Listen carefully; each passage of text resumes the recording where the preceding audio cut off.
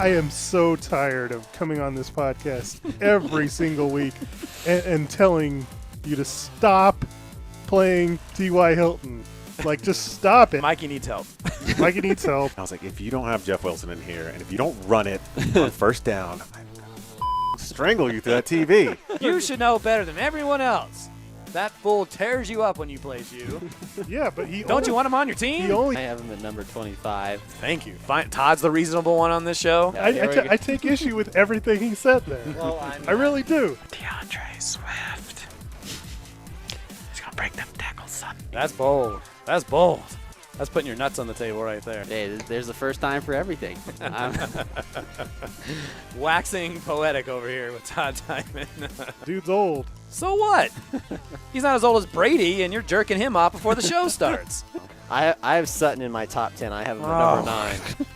Yes. You know what? I'm just canceling the league. I can't do this with you guys. The MHA championship game lived up to the hype, and we now have our champion. Hello, MHA owners. Thanks for tuning in to the MHA podcast, and a big congratulations to Notorious CUP, who wins the 2021 Mile High Affiliates Championship. I'm Eric Lansing, along with the usual suspects of Mikey Renault and Todd Diamond, and joining us on today's show is the new champ, Matt Quain. Quain, congratulations. Thanks for being with us here on this Wednesday night. Yeah, thanks for having me. Glad to be here. Glad to win. Always glad to win. I was going to say, there's no better time to come on the podcast, except when you win it all. It's got to be a great feeling. We'll talk to him about that here in a little bit. So what's coming up on the show? Well, we'll talk about that championship match between Notorious CUP and the NWA. We'll talk about what went wrong with our teams. Obviously, Quain, everything went right. But for the rest of us here on the podcast, some things didn't go so well. So we'll kind of talk about that. And we'll do a way too early mock draft. Depending on how much time we have left on the show, we'll either do a 1-round mock draft or 2 rounds. So that should be interesting, especially when the season actually, it's not even ended. We still have week 18 left to go. But we thought it'd be fun to fill up some time with how we think the first 2 rounds should go. So we also want to welcome Quain to the 3-Timers Club, a prestigious club that features yours truly, the Lemonheads, Mikey, his Hot Tamales team, and Aaron, his Lion Rip squad. 3 times, Quain. Your first since 2015. You had your first championship back in 2012. Welcome to the club. Glad to have you. Yeah, it feels good, man. And I wouldn't say everything went right. I would just say that things went right enough at the right time.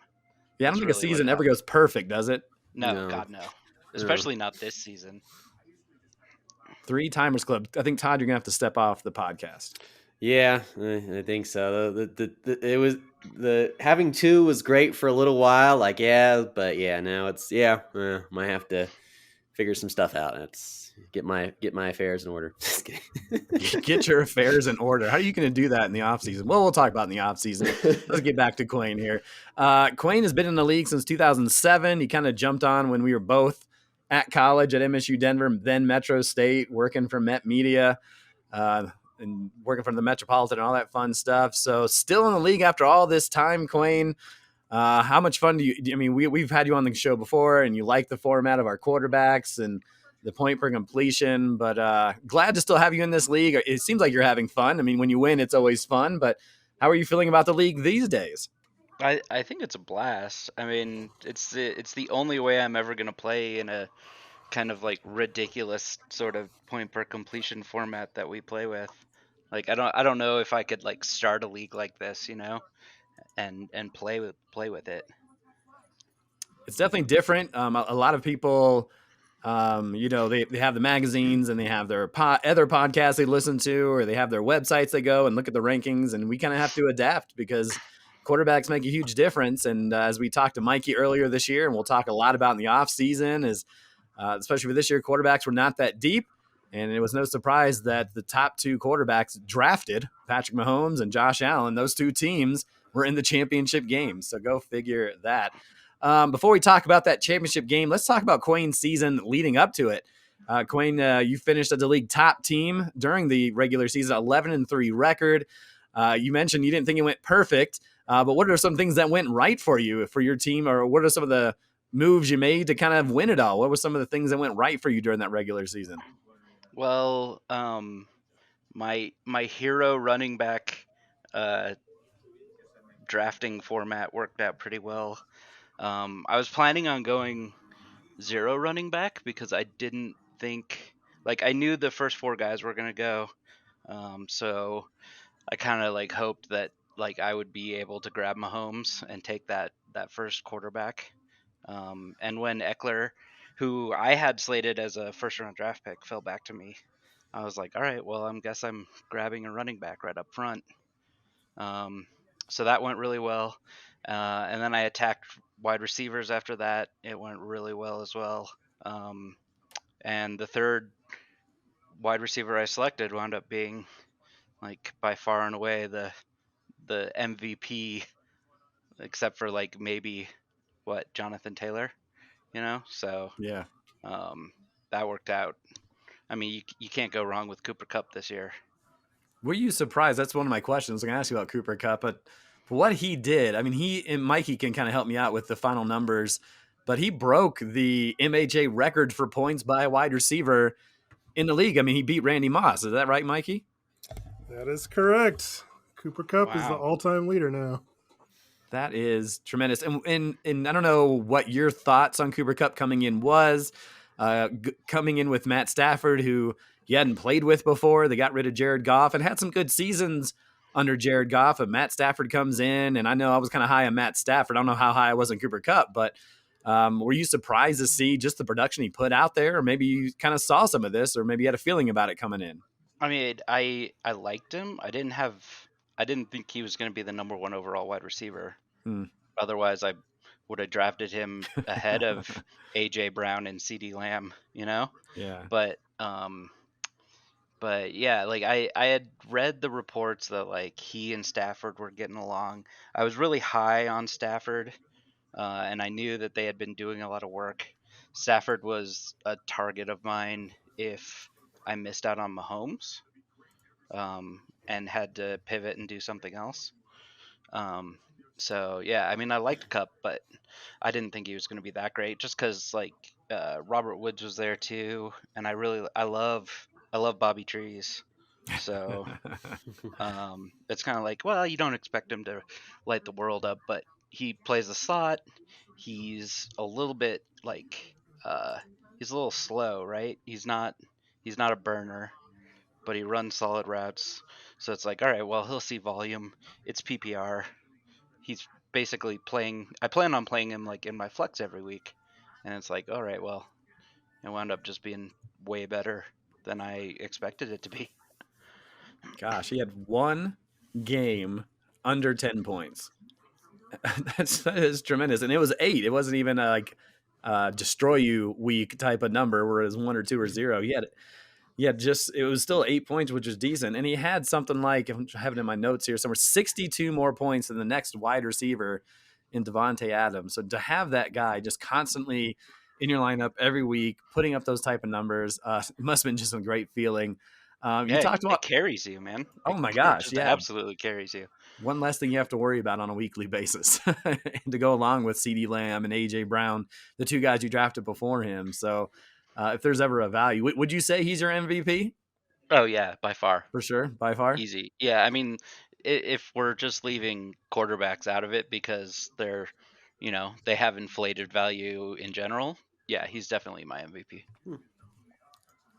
You talked about drafting Patrick Mahomes with your first overall pick.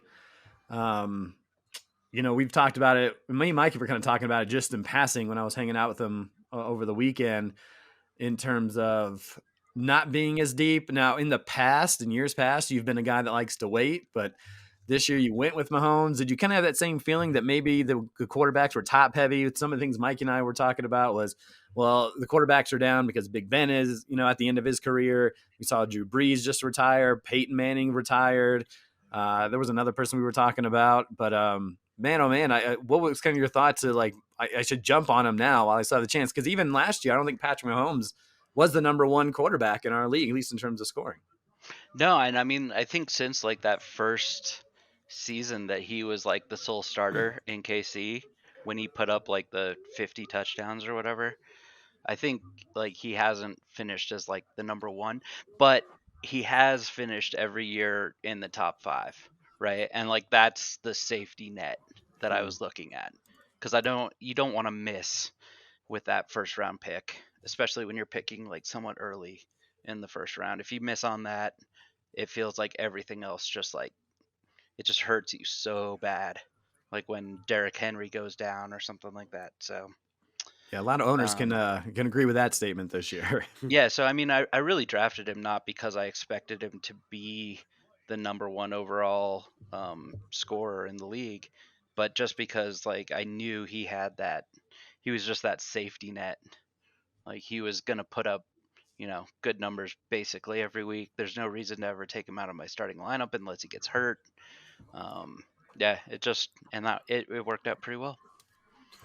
He had some bad weeks, but who doesn't? Just a couple. He had a slump in the middle of the year, but Yeah. man, I mean, he had 50 or more in just about every game, minus a handful. But yeah, again, I mean, he finished fourth. We'll obviously wait until how the week 18 finishes, but currently fourth.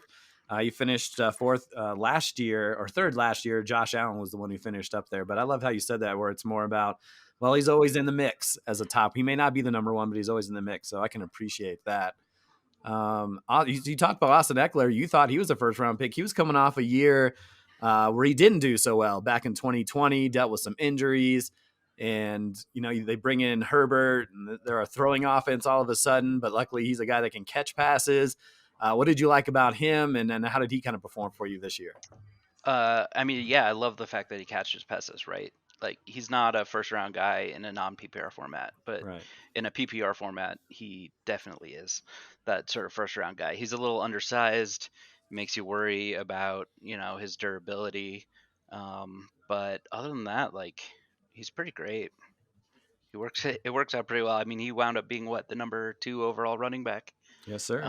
in the league, so yeah, I mean, like that, being able to get that guy in the second round after other targets, like I thought, like maybe Joe Mixon will fall to me or something like that, but I wound up missing out on that. So Yeah, Eckler number 2. He had 65 catches, 7 touchdowns receiving, and he had close to 900 yards rushing and 11 touchdowns. And I think that's what really kind of brought him up to that number 2. He's always kind of been around 400 or 500 yards rushing and maybe 4 or 5 rushing touchdowns, but they needed him this year. And obviously when you have someone like Herbert, you can open up those lanes a little bit with Keenan Allen and Mike Williams doing so well. In terms of, I don't know if there was a free agent you picked up that worked out well, or a trade, or some sort of move that you made that helped out the squad a little bit, or maybe just everything came for you at the draft. well, I traded for Javante early in this season. Yeah, I remember that Um, move. well, We all I do. yeah, I mean, I went into panic mode and just started throwing out like offers all over the place. Because I felt pretty solid about Gus Edwards as my RB2, but like all of a sudden he goes down and it's like, oh my God, what's happening? What am I going to do now? I'm in so much trouble. And like, frankly, I would have been fine just plugging in like Tony Pollard as RB2 most of the year. And I feel like it wouldn't have hurt me too terribly. But like I was fishing pretty hard. So like I know I tried to grab Mike Davis off of you, Lansing. I remember that. Wish I would have made that trade. Yeah, you should have done it, dude. I tried to grab Tyson Williams. I really wanted him just for week 1. Yeah. But I got rebuked there. But yeah, my offer for Ayuk for Williams got picked up, so I was like, all right, well, I guess I'm rolling with Javante. Well, it turned I out had, well. yeah, I mean, I had a feeling that like he would kind of come on at the end of the year, but I think he kind of outperformed even what I expected of him. He'll probably be the number 1 back next year for the Broncos. Yeah, we'll see. I mean, because here's the thing. I mean, are they really going to keep Melvin Gordon? I mean, unless Melvin Gordon wants to come back on another deal, because again, they're going to have to throw all this money at Aaron Rodgers. Yeah. Yeah, that's probably not going to happen. Okay. We'll save the Bronco talk for another time. Yeah, for sure. And I thought Tony Pollard was a nice surprise. for Zeke, who we knew may not put up his 1,400 yards rushing, but for Tony Pollard to come in and give you some opportunities, gave you some double-digit weeks.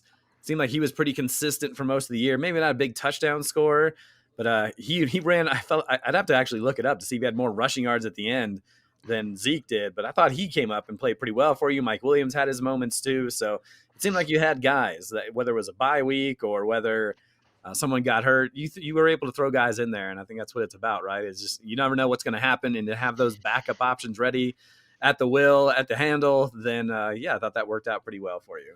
Yeah, it's like really just having the right guy at the right time too. I mean, like Pollard's pretty good. You know, he's gonna catch passes. They use him like a lot of different ways in the offense. He's basically like there's like 4 dudes this year that like that were backups that you would really want to target if like as like true handcuffs, right? And that was Hunt, Pollard, um, Madison. Yeah, Alexander Madison, and I know Todd will not be happy about me saying this. Say it. Here it comes. Here it comes. But yeah, you gotta back up Jones. Yeah, and I'm still in denial about that, but That's a sore okay. subject for Yeah. Todd. I mean, Dylan is good. Let's get into that matchup, that championship matchup. We'll go back to Aaron Jones during the off. We'll do a whole episode and show why you're wrong. Let's get into the matchup here. Heading into that match with NWA, Quayne, did you have any questions regarding your starting lineup? We saw G change someone out the last second. We'll talk about it, but did you have any questions, or did you feel confident and knew who you wanted to put in there from the get-go? Yeah, the only real move that I was debating was flipping Boston Scott in for Javonte, and it would have paid off.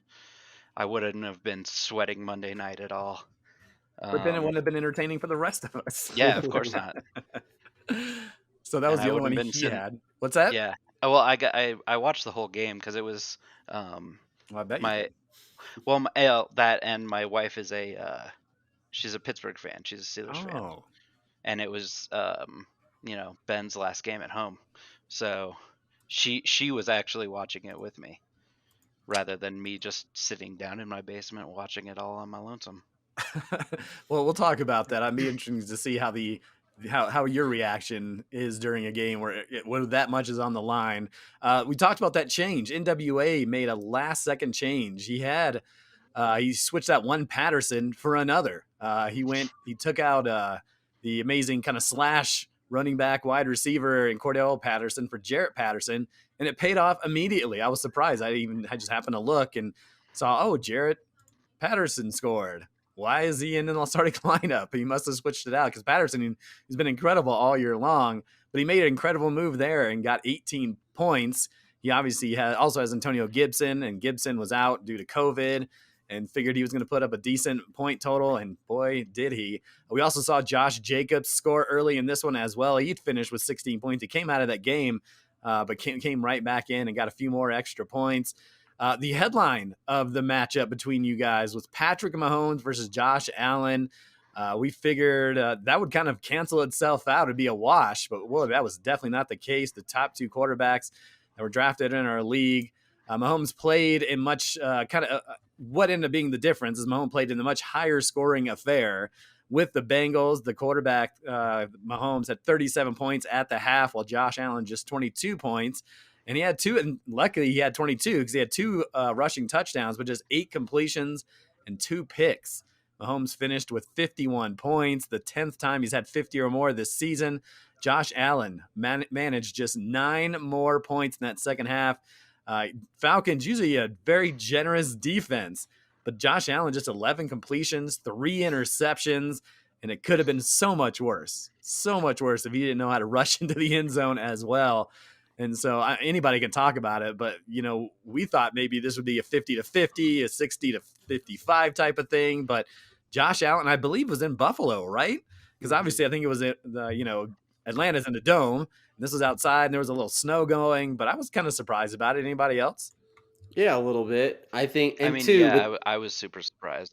that's a paper matchup right there because you're thinking, oh, on paper, Buffalo should, destroy it. I mean, Josh Allen should have, 7 touchdowns, but sometimes those matchups are sometimes can pretend like they're, like Atlanta's, one of the best teams, and you're gonna get performances like that, and you hope it's not, in a championship game. You kind of want those matchups throughout, maybe week 4 or 5, and getting out of the system, but not on championship day. Yeah, I wanted Yeah, to go ahead. I was super surprised by how low scoring Josh Allen, like his output.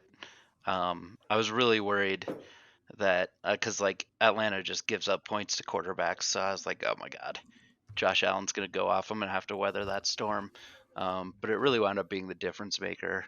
I didn't get a chance to watch most of those early set of games. Um, so I had Devin Singletary going in um, another league, and I kept getting like the little like score alerts that Devin Singletary was getting into the end zone on rushes, and I was like, ooh, this might work out real nice for me. And it wound up working out real well. Um, but in that same matchup, I was really afraid of Kyle Pitts. I thought Pitts was going to go off, um, especially because he was so close to that rookie record. And I was just like, oh my God, they're just going to feed him while they're trailing Buffalo, and everything's going to go right. But he wound up breaking the record, but he only did it on 2 receptions, so that really benefited me as well. You're giving way too much credit to Matt Ryan, I think. Yeah, don't do I mean, that. you got the record, but Matt Ryan has just been trash this whole season. No, but I see what you're saying, and I could see how the possibility lines up in your brain. Like, this is how it's going to work. And Oh yeah, just like a garbage time spectaculare. exactly. Just like, There you oh go. my God, don't do it to me. That sounds like a segment on the show. We should garbage time spectacular parlay. I mean, I would win, but G was definitely upset with Josh Allen's performance. However, a lot of blame could go to Antonio Brown, who was on G's team. He left the game early. Obviously, anybody saw what happened at that point. We're not here to kind of describe what's going on in the mind of Antonio Brown. The only thing we're going to talk about is he had 4 points at the time he left the game. And guys like Cyril Grayson and Tyler Johnson were putting up some stats and touchdowns, and that could easily went to Brown. We could be talking about a different champion right now. I mean, that's all speculation and hindsight and all that fun stuff. But that's a situation that could have cost NWA the championship. Now, what we were hearing just a couple hours ago that he couldn't play. So that kind of defeats the whole thought that, if he didn't leave, he could have been back on the field. Maybe he couldn't get on, but just something like that. Just kind of like, I mean, someone who's in a championship game. Go the ahead. ankle looked pretty good as he was jumping around on the field as he was leaving. I'm not a doctor, but I don't know. You know what you're getting. It's always going to be a risk anytime you throw him out there. You just never know. I was really amazed he benched Debo though. I thought for Yeah. sure. I mean, Debo was he's like what, the number 3 wide receiver or 4 or something like that, and seeing him on the bench was like, oh, okay, I'll take it, I guess. But yeah, but I mean, I forget that it was what's his name? It was the Rook, so you never really know like what might wind up happening with a rookie quarterback who really hasn't gotten any play in Trey Lance. Yeah, no doubt. And we kind of saw when I went to Mikey's that afternoon. I noticed like when did he put him in? When did Debo get taken off out of here? But it ended up working out for him in that regard. Cooper Kupp came up big once again for Quain, 16 points, had a touchdown, 95 yards. We mentioned breaking the Randy Moss record for most points in an MHA season. Maybe one of the disappointments was T. Higgins, who the week before had 21, just put up 6 points, which was crazy. But Jamar Chase, who obviously Todd's madly in love with, he stole the show in that one. Didn't factor in any championships in our league, but maybe in someone else's league. But Jamar Chase got 3 touchdowns and a ridiculous amount of points. It was just off the charts. It was 97 to 88 heading into the afternoon games. Austin Eckler got a touchdown right out of the gate against the Broncos. We did notice, we talked about that change. Deontay Johnson, I don't know if he did it just to have a guy on Monday night, just in case. But it ended up working. Deontay Johnson, we'll talk about that in a little bit. Well, I guess that's my next point anyway, is the Monday night game. How are you feeling going into that one? And you said you were watching it with the misses, and were you kind of, I don't know, I would be walking around the TV and sweating and screaming, or are you just more kind of laid back and whatever, but I don't know if I'd be able to contain myself no matter who's in the room with me. Well, I mean, I have to control my emotions while watching football. I have our dog freaks out. She definitely senses Oh, sure. people's emotions, and so I really have to watch myself, especially it's really just for Broncos games, because my heart starts racing and I start getting all pumped up, and somebody forces a fumble and I'm screaming ball at the television, and it just doesn't work out. It So sets the dog off. oh yeah, totally. She just freaks out, starts whimpering, and so I've had to temper myself in that way. But I mean, Deontay Johnson he's scary, right? He's what? He was a wide receiver 1 in our league. I don't know exactly where. I'll look it Probably up. 10 or something like that, right? Ninth. So Yep, he was 9th. yeah, he gets volume, so it's always oh man, well that sucks. And he scored that early touchdown, Right. and it was oh god. But going into the game, I was Freiermuth plus 17 or something like that. Correct, 17. So I mean, that's a pretty decent number.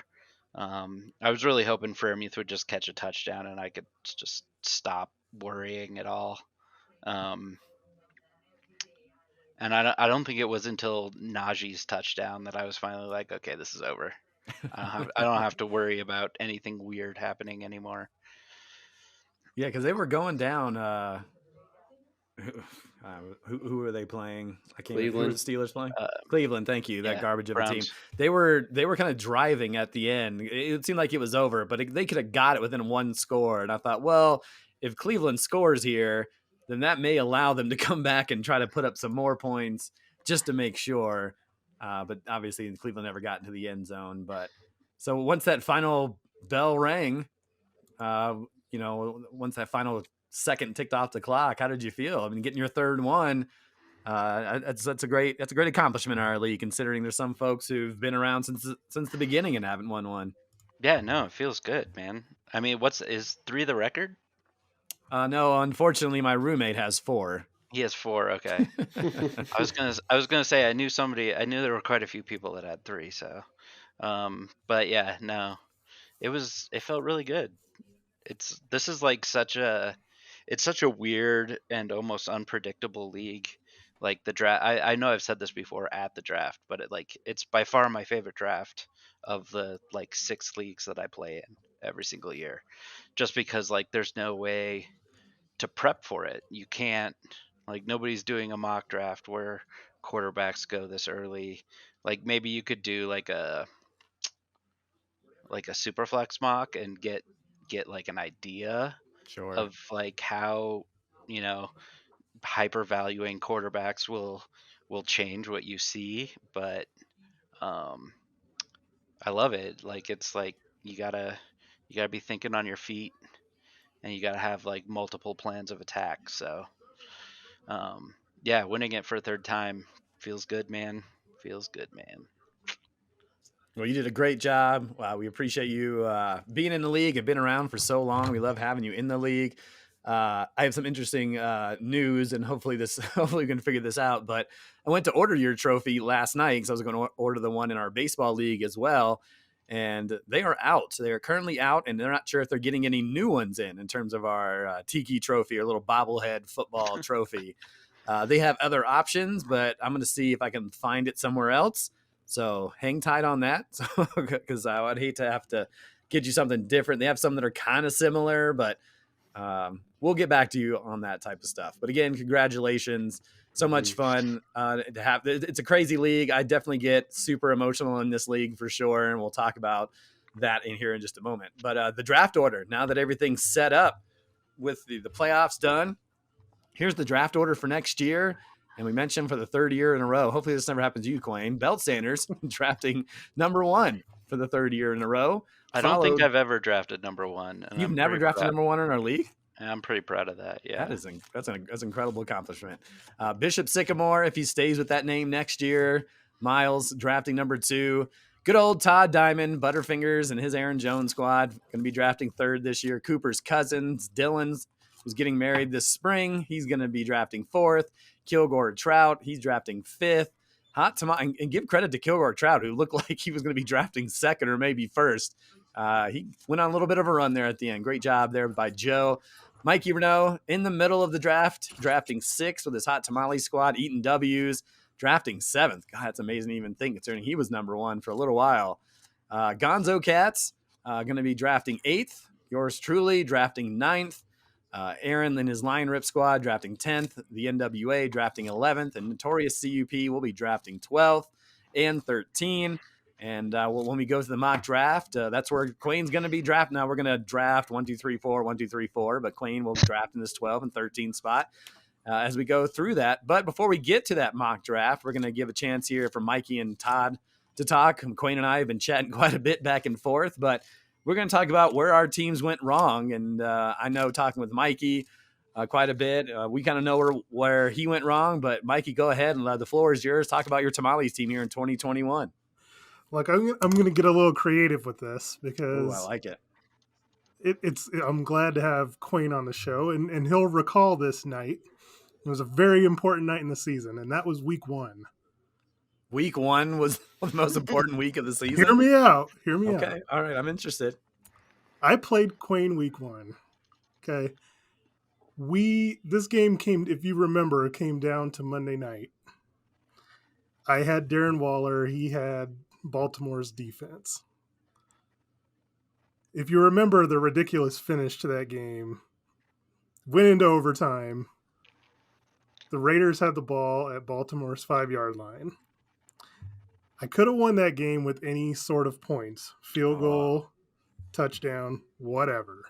The only thing that they could not do under any circumstances was have a turnover. And of course, what did they do? They threw the ball. They threw the ball off somebody's helmet in the end zone. Got the turnover. Raiders eventually got the ball back, but then they didn't throw it to Waller. I end up losing by 1 point. Yeah, I do remember this. And what did that like set the tone for the rest of the season? Is what you're saying? No, what I'm telling you is, if I win that game, I end up making the playoffs as a 6th seed, and I win the championship. I dropped to the 2 seed. Yeah. Because I would have been tied with NWA, and he would have beat me head to head. Wow. In the final game of the season, right? Yeah. Right. I won both week 1 and week 2. I won by 1 point. You won a few games by 2. I think it was 4 games where you won by 2 or less points. Yeah, I won by some very slim margins. Yeah. Luck was on your side, my friend. Not a bad thing to have during a fantasy football season. I digress. I am not going to blame it on that. I just thought it was blame funny. it on Quayne. Let's fight. Let's take it out. I just thought it was right now. I just thought it was funny that that's how it turned out. In reality, look, the first 2 receivers I took were 10 times worse than the next 2 receivers I took. That was a problem. But that was, Julio. We can talk about how bad and horrible he was. Odell was terrible until he got traded, and then he was fine. I got away with that because Jalen Waddle was really good. Brandon Cooks was really good. Yeah. What I couldn't get away with was having my quarterback and Alvin Kamara get hurt at the exact same time. It was too much for for me to deal with at a point. I ended up losing basically 4 out of 5 games, like at the wrong point in the season. And by the time they recovered, I won my final 2, but it wasn't enough to get me in. I ended up tied with Aaron, but he held a slight point edge, and you guys know the rest. Yeah, I mean, we talked about it, and I agree with that. Because you have a pretty good team once it's all there on paper, but that's half the battle, right? Is being able to deal with injuries and overcome injuries in case something happens. And sometimes there's just not enough people out there in free agency, or maybe the guys you have waiting in line and the bench doesn't come through, or it's a bye week. Yeah, no, that could be definitely frustrating. Congratulations on not winning the consolation bracket. No, you won the consolation bracket. I right? did. Yeah, I told you my guys were healthy. That's why I said I would have won, with that one little difference. Because, yeah, I mean, my guys, last couple of weeks, my team all of a sudden, it was healthy and it was playing like it should have been playing all year, but too little, too late. All right. Anything else you want to say before I turn it over to Todd? Yeah, no, I just want to say congratulations to Quayne. I was going to chime in a little bit earlier, but I wanted him to have his moment. He brought up a point that, him drafting Mahomes in that first round and the difference with him being steady and just having that rock, and, somebody like Derrick Henry getting hurt and what that cost. Well, I mean, I did a little research and I just wanted to throw this out there. So these running backs that were drafted in the first round, so the ones that got hurt, and I'm talking McCaffrey, Dalvin Cook, Kamara, Derrick Henry, Aaron Jones, Nick Chubb, Saquon Barkley. It's a lot of running backs in the first round that have gotten hurt. No kidding. The record, and I researched this, the record of those teams in our league without those players in their lineup was 7-26. Holy cow. Jesus, that's Great stat. Wow. Yeah, so I mean, it just, running back's one of those positions. So it's an incredibly good risk when all goes well. And Christian McCaffrey has one of those seasons he has 2 years ago, or Henry last year. But gosh, man, there's the other side of that coin when they get hurt. I mean, it's hard to replace. Yeah, you're talking between 225 points to 300 points for one of the top running backs. And how do you replace that? you don't, because there's only few of those guys. And, maybe they kind of evened itself out a little bit amongst the league because so many got hurt. So six teams have to get into the playoffs. Go ahead, Coin. I play in a dynasty league where we use Fab for getting free agents off the waiver wire. And my team was like not in contention really. And the week that Derrick Henry got hurt, we have Fab as a tradable asset. I traded a bunch of mine away to somebody so he could get over the max amount of Fab, and he blew it all on Adrian Peterson. Oh goodness. And it's just like, yeah, you can't replace somebody like Derrick Henry. It just doesn't, like, that doesn't exist. Like, he's a unicorn. He does his own thing. And it's ridiculous. He's like, is he still a top 12? Is he still an RB1 in our league at this point? Yeah, he is. He's number 12. So he's number 12. That's awesome. That's so ridiculous. And that's what's so funny about the stats. So those two in particular, I'll point them out. So McCaffrey and Derrick Henry, the Allen and Bishop Sycamore, 0-13 without those two. Jeez. Goodness gracious. The difference they make, but how well they do. But if they're not in there, it seemed like a lot of them got hurt than maybe what we're used to seeing. I mean, that's a lot. But I mean, running backs in this age, and this is the anti-Todd talk of Aaron Jones and AJ Dillon, right? But I mean, that's why they have those two guys, especially if you're playoff bound, because you don't want to run a guy in the ground with 300 carries. Unless you're Tennessee, and maybe they won't do that next year because was it Deontay Foreman who played pretty well in his stead? And so he gets hurt, and you don't want him to get hurt the next year, especially if you have playoff aspirations, even though Derrick Henry could come back this week and be ready for the playoffs. But it's a different league now in terms of being able to distribute it, lay off of them a little bit. We don't have like the Emmitt Smiths and the Barry Sanders anymore, where you're just giving it to them 350 times a season. So yeah, interesting how that played out this year. It'll be interesting to see, and maybe we'll see it in this mock draft in terms of how many running backs will go in the first round next year. Are people going to be a little hesitant, or are we going to go right back to the running back well? I don't know. No, the people will always go back to the well. They always will. I feel like it was a couple of years ago where the wide receivers were the top. There was more better wide receivers than better running backs, and some people went wide receiver heavy than maybe normal, but it's all about what happens when we get into August, maybe in terms of who's there, what quarterback changed in what position and so forth, or switch teams, excuse me. Todd, you want to talk about what went wrong with your squad? And I don't know if we have an hour to go through it all, but we'll give you a few minutes. I'm gonna go make a cup of coffee. Very good, Queen. Very good.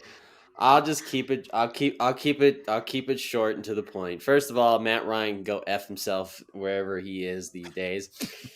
First of all, because again, I was kind of going with a model of wait on quarterback, and at least Matt Ryan's they throw a lot in that offense, but he just shit the bed. And then I'll move on to, obviously, on draft day, I had that piece of paper, and I was between Aaron Jones and Nick Chubb. And again, I always say, Aaron Jones is attached to Aaron Rodgers, and that's always a good thing to do. But obviously, got injured, and the Packers obviously don't want to run into the game because obviously they care so much about fantasy football, so that's great there. My wide receiver situation, I mean, I really, if I look at it, I had on paper for the most part. I mean, obviously what Jamar Chase it was done this year. I mean, right on that one. That's the only thing I'm going to get right this year in fantasy. Godwin up and down, a little bit injured, and then Calvin Ridley, obviously had some mental stuff going on with him, so I can't knock it for that and so forth. And and then I tight end, I thought I made a really good trade getting Kittle, because I kind of was buying low on him because he wasn't really he was kind of off to a slow start, but at the end of the day, I made some trades. Darrell Henderson and James Robinson, traded them away for Saquon, hoping maybe, who knows, maybe when least expected, Saquon would do it. And what happens when I get Saquon, not even a freaking plays over, just walking over and trips over. Golly, people, geez, ridiculous. But at the end of the day, it's the way fantasy football is. It's the way fantasy football is, and the players put up a lot of put up decent points, and it just wasn't enough. And I could have made some trades, and I've talked about in previous podcasts. I probably could have made some trades, and I didn't want to because I'm too loyal and stubborn for whatever reason, or I'm just or just loyal enough to my players. Like I think this is like a real real team. Like I'm like I'm the coach of this team in real life, and it's not. So some lessons to learn going into next season, and that's all I got. That wasn't an hour. So what's your main takeaway? What's your big lesson? The lesson is not to be attached to these players like they're like I'm paying them personally to be on my team. We just if there's opportunities where I need to try to make my team better and to an opportunity to get into the playoffs, you have to do it regardless whether it works or blows up in your face and stuff like that. Well, we'll talk about that on another show. I'll just mention my team quickly. Obviously, I bitched about Dak Prescott a lot this year. Watched a lot of his games, and he's not and I've said this before, he's not an elite quarterback. He's a volume quarterback, and he frustrated me a lot of times. But one thing that jumped out at me was the bad play. And I don't want to say bad play, but inconsistent play. I felt like Tyreek Hill had a Tyler Lockett type of season. I was looking back at my losses, and I'm 0-8 when he scores in single digits. And for him to have 8 games with single digits, it's not someone that who just lit up the world as he did last year. He had 5 games with 20 or more points. But that's not what you kind of expect. You want a little bit more. And they did something, I think teams saw and adjusted what Kansas City was trying to do. And I had some moments where Travis Kelce wasn't great as well, but I mean, he finished second behind Mark Andrews. So I can't complain too much about Kelce, especially since he saved me one weekend. But he just wasn't as consistent. And I wonder if that ended up being kind of the difference as well. I know I went Travis Kelce first round, Tyreek Hill second round. And so I had to kind of reach for running backs a little bit. DeAndre Swift was fine, but he was hurt most of the second half of the season. Mike Davis was a big bust, a colossal bust. Someone I thought who did well with Carolina last year. And so I was running around. And Michael Carter had his moments, but then I was just trying to find running backs late. Darrell Williams was great for me early, but then Clyde Edwards-Helaire came back. So there's that. I have a good team. It got me to the playoffs, got me a playoff win. But yeah, in those playoffs, Tyreek Hill just didn't show up, and I really needed him to. Let's go into this mock draft. Right now, we're about 50 minutes, and so we probably should just do one round, but I'll let Quayne do number 13. So you guys ready for this? We're going to go Mikey, Eric, Todd, Quayne. Todd actually picking his number 3, and Quayne's actually picking his number 12 and his number 13. And so we'll just kind of go from there. So, Mikey, you have the first pick, and for next year's draft, who you going with, kid? I'm going to rock the boat. I'm going to take Tom Brady. What? Wow. Get out of here. Tom Brady.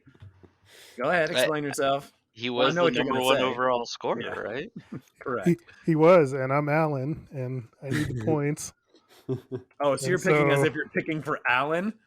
Is this what you would do if you were Mikey Renault? I'm not sure yet. But for now, he's a top point scorer. He's all reliable. I don't see any reason why he's going to retire. They still should have a pass-centric offense, so I'm going to go Brady. Oh, man, I love it. I love it. Is Godwin a free agent? He is, and they had, I believe they had franchise tagged him, but I'm going to go. Franchise tagged him.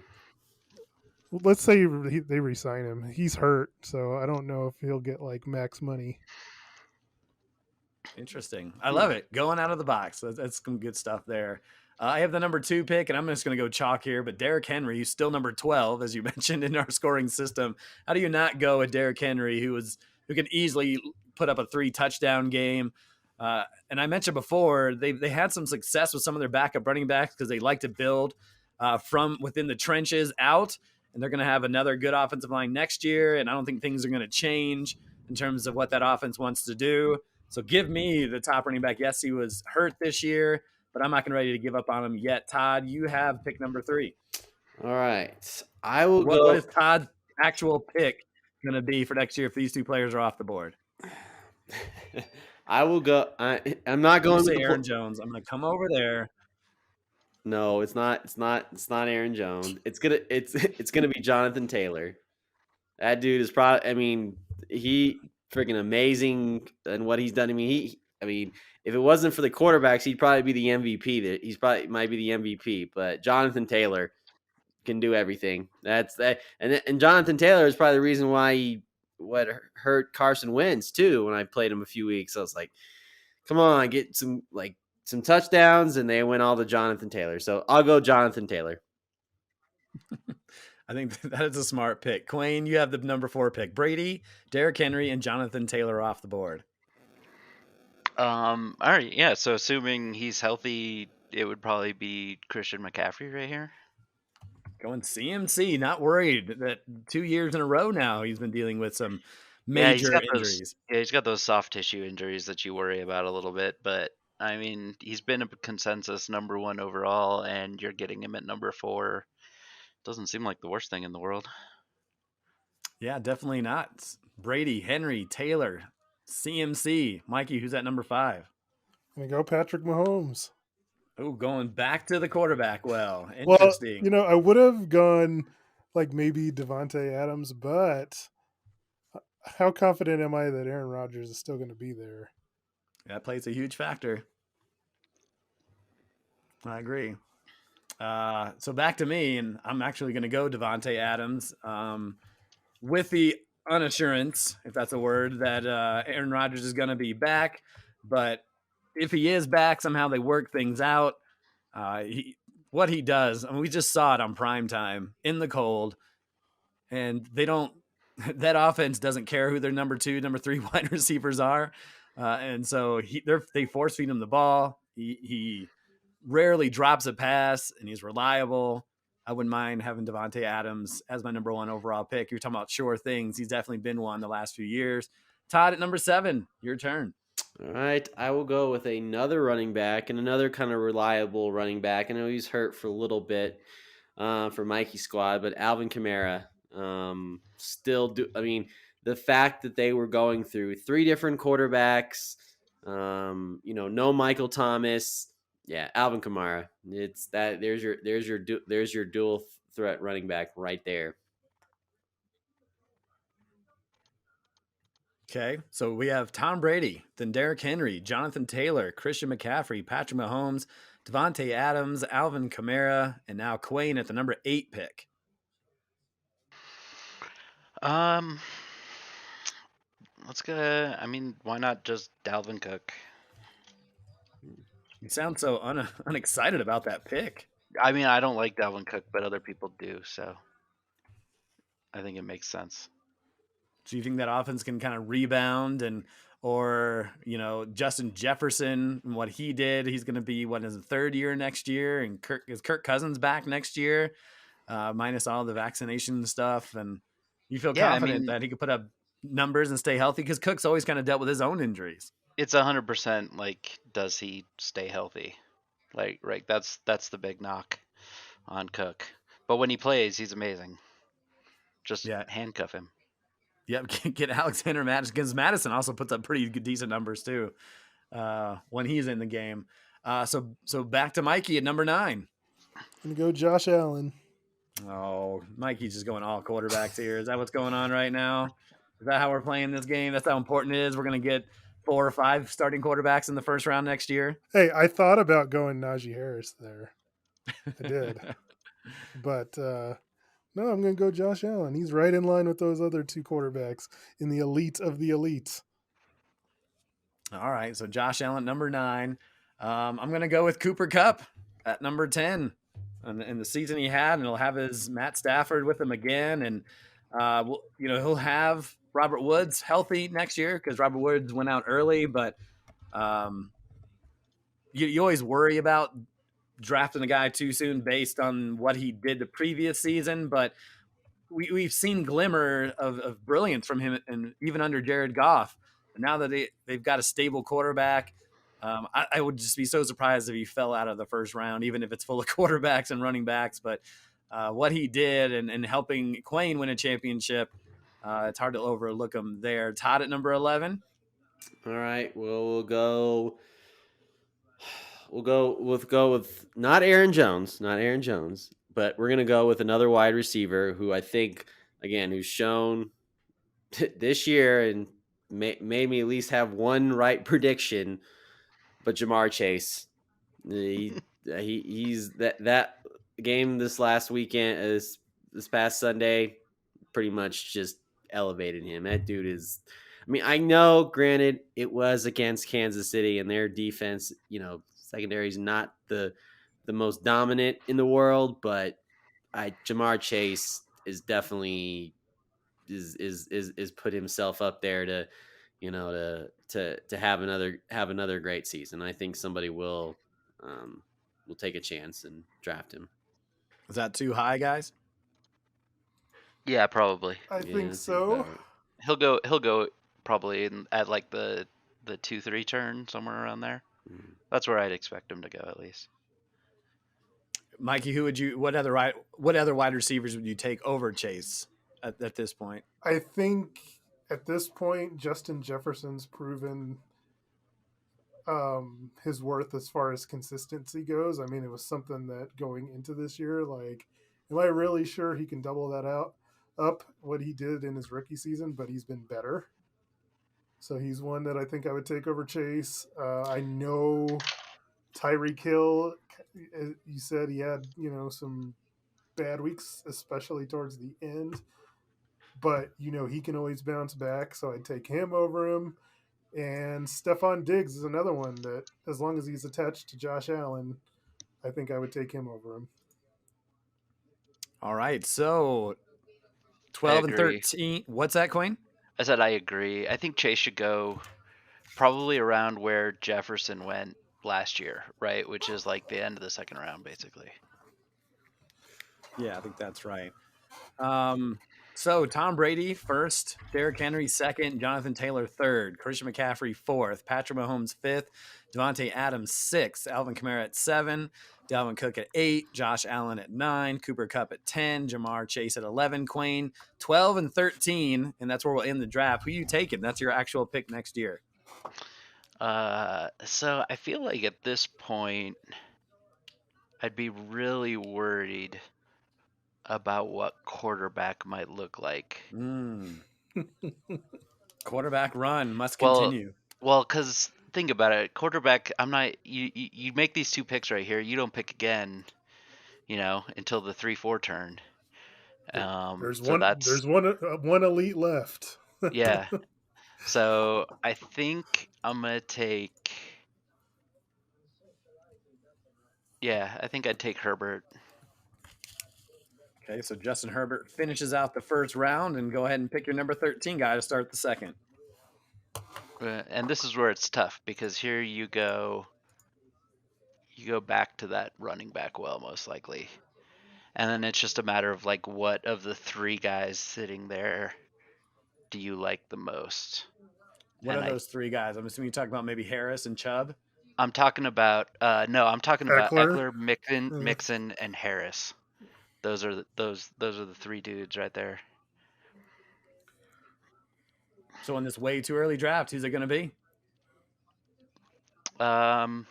Well, I wouldn't want to tie negative game script. So if I'm grabbing Herbert, I'm passing on Eckler as much as that hurts. Sure. And I'll just take the absolute volume of Najee Harris. Yeah, Harris had a phenomenal season this year. Obviously, he helped Mikey stay afloat when he was dealing with his situation, and we saw what he could do, especially on Monday night. And so there you have it, a way too early mock draft. Mikey, I'll just go through the names here. Tom Brady was selected first, Derrick Henry second, Jonathan Taylor third, CMC fourth, Patrick Mahomes fifth, Devontae Adams sixth, Alvin Kamara seventh, Dalvin Cook eighth, Josh Allen in the 9th spot, Cooper Kupp 10th, Jamar Chase 11th, Justin Herbert to finish off the first round, and then Najee Harris to start the second. Quayne, what do you think? Do you like that, Herbert and Harris? Does that look good to you here in the early stages before we even get into the offseason? Yeah, I mean, I suppose it's okay. I'm not like super enthused about it, but I'd be okay with it. Harris has been he's just a tank, man. The fact that like he handled all those carries, didn't even have like an injury scare at all, didn't fumble the football as a rookie. He caught like 70 balls or something out of the backfield. Like that's some pretty serious work for a rookie running back. You know what that reminds me of?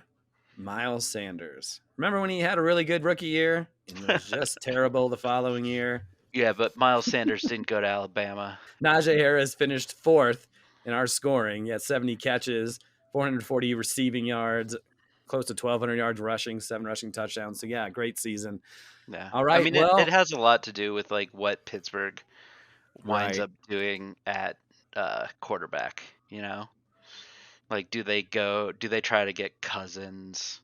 Do they go for the hometown hero and draft Pickett in the draft? Yeah, you never know.